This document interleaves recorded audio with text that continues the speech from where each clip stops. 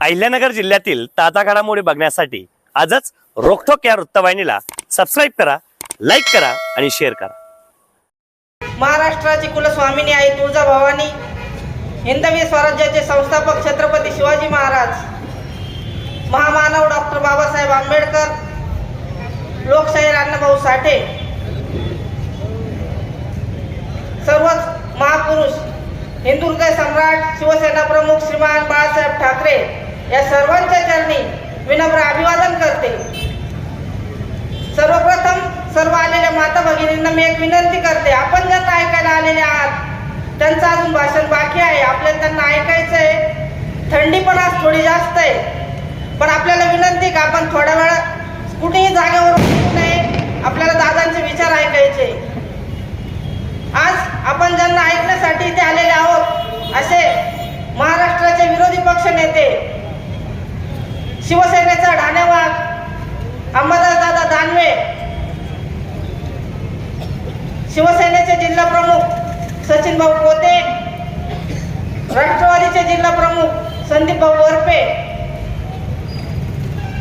शिवसेनेचे तालुका प्रमुख, महाविकास आघाडीचे सर्वच आजी माजी पदाधिकारी, उपस्थित सर्व मतदार बंधू भगिनींनो आणि पत्रकार बांधवांनो, या ठिकाणी महाविकास आघाडीकडून उद्धव बाळासाहेब ठाकरे या पक्षाकडून नगराध्यक्ष पदाची उमेदवारी करत असताना माझ्या समोर जे उमेदवार उभे आहेत, आपल्या सर्वांना विनंती आहे की सगळे ते पुरुष उमेदवार आहे आणि आपण आपल्या सगळ्यांची एक बहीण म्हणून, कोणाची सून असेल, कोणाच्या नात्याने मी बहीण असेल, कोणाची बहिणी असेल, आपल्या सर्वांनी या ठिकाणी मला आशीर्वाद द्यायचा आहे। आणि माझ्या माता भगिनींना तर मी रोजच सांगते की आपण या कोपरगाव शहरामध्ये आपलं 31,000च्या वरती मतदान हे माझ्या माता भगिनींचं आहे। जे समोर 4 पुरुष उभे आहेत, ते 4 जणांमध्ये पुरुषांचं ज्या पुरुषांचं मतदान त्यांच्या विभागलं जाणार आहे, पण माझ्या सर्व माता भगिनींनी जरी फक्त ठरवलं तरी त्या ठिकाणी एक आपलीच भगिनी नगराध्यक्ष होणार आहे। आपल्या कोपरगावचे आता माझ्या अगोदरच्या वक्त्यांनी सगळेच प्रश्न आपल्याला सांगितले, विरोधकांवर पण त्यांचं बोलून झालं, मला कोणावरही या ठिकाणी टीका करायची नाहीये। मी काय करणार आहे हे फक्त मी आपल्याला सांगणार आहे, कारण वेळ खूप झालेला आहे। मी नगराध्यक्ष झाल्यानंतर सर्वात प्रथम आपण पाण्याचा प्रश्न मार्गी लावणार आहे। आपण प्रत्येक वेळेस बघतो, लोकसभेच्या निवडणुकीपासून तर पंचायत समितीच्या निवडणुकीपर्यंत, ग्रामपंचायतच्या निवडणुकीपर्यंत सुद्धा आपल्या कोपरगाव तालुक्याची निवडणूक ही फक्त आणि फक्त पाणी प्रश्नावरच लढवली जाते। आज आपल्याला या ठिकाणी संबोधित करण्यासाठी जे आलेले आहेत अंबादासदादा दानवे, या ठिकाणी आपल्या गाड्या रोज फिरत्या प्रचाराच्या विरोधकांच्या, त्याच्यात ते स्वतःलाच म्हणून घेतात जननायक। हे कसले जननायक? खरा जननायक आमचा शिवसेनेचा ढाणेवाग या ठिकाणी बसलेला आहे, ज्यांनी संभाजीनगरचा पाणी प्रश्न लबाडांनो पाणी द्या हे आंदोलन करून दादांनी सोडवलं। या ठिकाणी आपल्याला फक्त शब्दच देत नाही तर 100% मी नगराध्यक्ष झाल्याच्या नंतर उद्धव साहेबांच्या माध्यमातून, अंबादासदादांच्या माध्यमातून सर्वात प्रथम आपल्या कोपरगाव शहराला दररोज आणि स्वच्छ पाणी, पूर्ण दाबानी पाणी हे 100% देणार म्हणजे देणारच आहे। फक्त आश्वासन देत नाही, भूलथापा आपल्याला देत नाही, 100% तो प्रश्न मी मार्गी लावणार आहे। महिलांसाठी स्वच्छतागृह, आत्ताच संदीप भाऊंनी सांगितलं, संदीप भाऊ वरपे सभागृहात त्या ठिकाणी बघत होते की मी किती वेळा स्वच्छतागृहांचा प्रश्न त्या ठिकाणी मांडला, पण एकही स्वच्छतागृह माझ्या माता भगिनींसाठी या कोपरगाव शहरामध्ये अद्यापही झालेलं नाही। माता भगिनींसाठी तर झालंच नाही, पण जे पुरुषांचे आहेत मोजके, बोटावर मोजणे इतके स्वच्छतागृह, त्यांची सुद्धा दुरावस्था झालेली आहे। माता भगिनींसाठी आणि माझ्या बांधवांसाठी स्वच्छतागृह, अद्यावत स्वच्छतागृह त्या ठिकाणी आपण बनवणार आहे। त्या स्वच्छतागृहाच्या तिथं पाण्याची सगळी सुविधा केली जाईल। आता जे आहे स्वच्छतागृह, त्याच्यात शेजारून जरी गेलं तरी आपण नाकाला रुमाल लावतो, पदर लावतो, अशी या स्वच्छतागृहांची अवस्था आहे। कोपरगावच्या रस्त्यांची काय अवस्था आहे सगळेच आपल्याला माहिती, सगळे धुळगाव म्हणते आपल्या गावाला। आपल्या गावात खड्ड्यात रस्ते का रस्त्यात खड्डा हेच कळत नाही। जेव्हा रस्त्यांची अवस्था सुधारेल तेव्हाच आपल्या बाजारपेठेची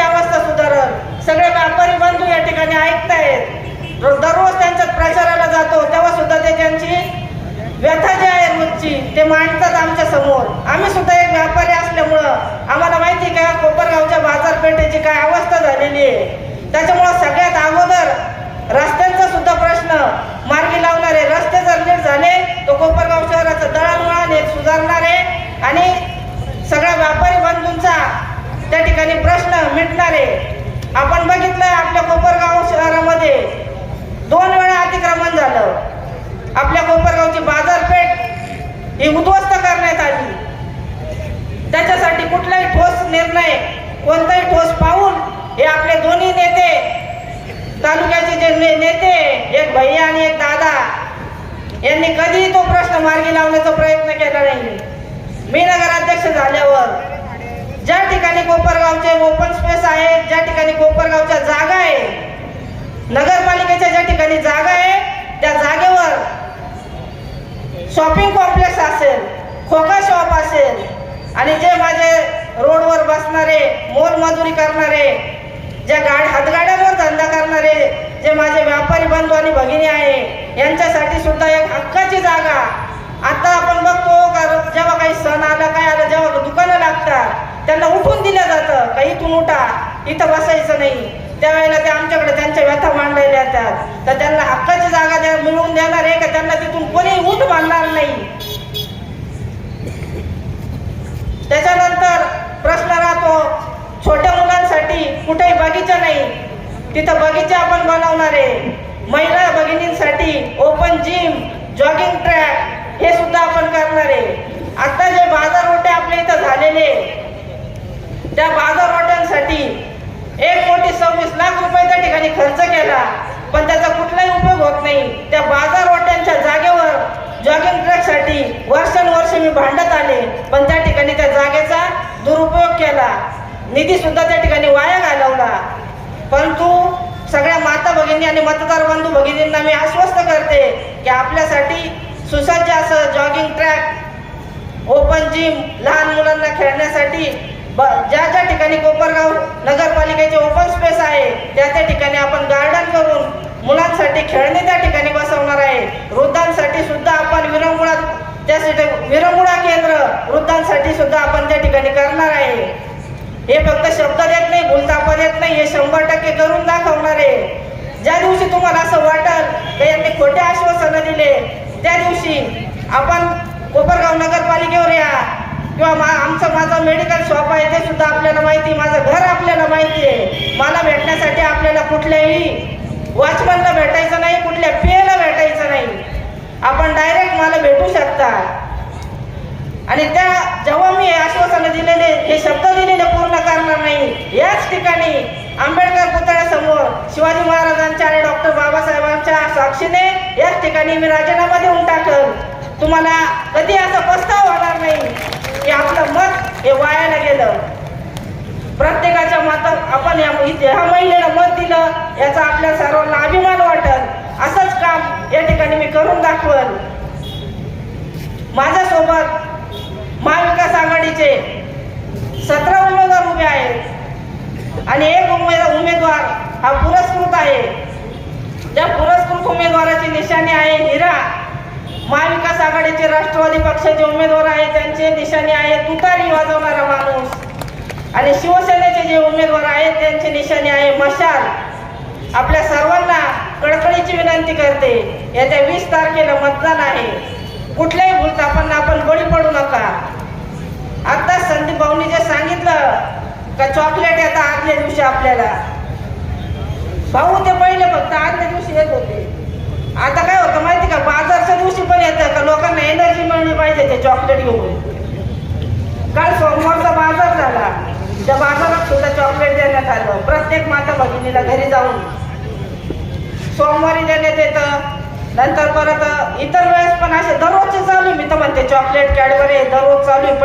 पहिल्या रात्रीच चालू व्हायचे, आता इतके चालू आहे की ते दररोज बळच नेऊन देत आहे. लोक नको म्हणताय तरी बळच लोकांना नेऊन देत आहे आणि दाखवत आहे आमच्या पक्षामध्ये इन्कमिंग चालू आहे, प्रवेश चालू आहे. पण हे प्रवेश लोकांना धमकावून प्रवेश चालू आहे. ज्या बातम्या येतात युट्यूबला आपण बघतो त्या बातम्या सगळे हे पेड न्यूजवाले, आपल्या गावातले न्यूजवाले नाही ते, तुम्ही ते चॅनल बघा, सर्च करा, ते पेड न्यूज आहे. त्याच्यामुळे ते फक्त 2च उमेदवारांचं दाखवतात, काळ्यांचे उमेदवार आणि कोल्ह्यांचे उमेदवार. बाकीच्या उमेदवारांचं ते दाखवतच नाही. कारण त्या ठिकाणी जे आपले मतदार बंधू भगिनी हितचिंतक ते आपल्याविषयी चांगलं बोललेले असतात, त्याची यांना भीती वाटते, ते फक्त त्यांचंच दाखवतात. या ठिकाणी बोलण्यासारखं खूप काही आहे, परंतु दादांना पुढील कार्यक्रमासाठी जायचं आहे आणि माझ्या माता भगिनी बंधू सगळे बऱ्याच वेळेचे या ठिकाणी आलेले आहेत. या सगळ्यांचे मी आभार मानते. आणि येत्या 20 तारखेला तुतारी वाजवणारा माणूस असेल, हिरा या चिन्हावरचा आमचा एक उमेदवार असेल आणि मी स्वतः, आमचे सर्वच उमेदवार मशाल या निशाणीवरचे, यांना सगळ्यांना आपण 20 तारखेला मतदान करून भरघोस रूपाने निवडून द्याल. आणि याच ठिकाणी विजयाच्या सभेसाठी याच्यापेक्षा अजून जास्त संख्येने आपण उपस्थित राहाल अशी मी या ठिकाणी अपेक्षा बाळगते. आणि आपल्या सर्वांना कळकळीची विनंती करते का आमच्याकडे काही कारखाने नाही, कुठलेही 2 नंबरचे धंदे नाही. एक गरीब घरातली स्त्री, एक मध्यमवर्गीय, तुमच्या आमच्यातलीच मी एक आहे. आमचे काही खानदानी परंपरा नाही राजकारण करायची. आपण सगळेच बघता सोशल मीडियाच्या माध्यमातून माझे पती भरत मोरे दररोज आपल्यासाठी कोणत्या ना कोणत्या आंदोलनासाठी, प्रत्येक समाजासाठी, आताच आपले संगमनेरवरून आलेले मुस्लिम मावळा यांनी सुद्धा सांगितलं की त्यांच्या धर्मासाठी काय केलं. आणि आपण कोपरगावमधले सुद्धा जाणतात की कोणत्या धर्मासाठी भरत मोरे लढत असतात. सर्व धर्म समभाव हा एकच आमचा अजेंडा आहे, सर्वांना सोबत घेऊन चालायचं. त्याच्यामुळे आपल्याला मी कळकळीची विनंती करते की आपलं पवित्र मत हे वाया घालवू नका. शेवटी जाता जाता मला एकच सांगायचं आहे, कोई नोटों के सहारे बैठा है तो कोई बोतलों के सहारे बैठा है, कोई नोटों के सहारे बैठा है तो कोई बोतलों के सहारे बैठा है, कोई विकास के झूठे खोखलों के सहारे बैठा है, कोई विकास के झूठे खोखलों के सहारे बैठा है. अरे कोई जाकर कह दो इनसे, अरे कोई जाकर कह दो उनसे, चुनाव वही जीतेगा, चुनाव वही जीतेगा जो जनता के दिलों में हौसले के सहारे बैठा है.